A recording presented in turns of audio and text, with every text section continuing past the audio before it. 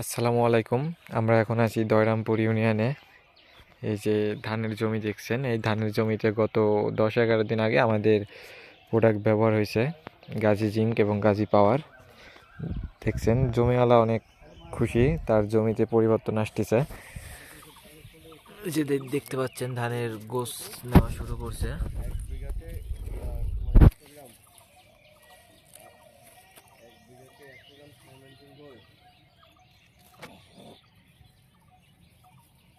দেখতে পাচ্ছেন কি সুন্দর ধানের গোছ নিছে, গোছ নেওয়া শুরু করছে। এখানে যত সম্ভব 3 বিঘা ধানের জমি আছে, 3 বিঘাতে আমাদের প্রোডাক্ট ব্যবহার করছিল। এই যে দেখাচ্ছি আমি এখন।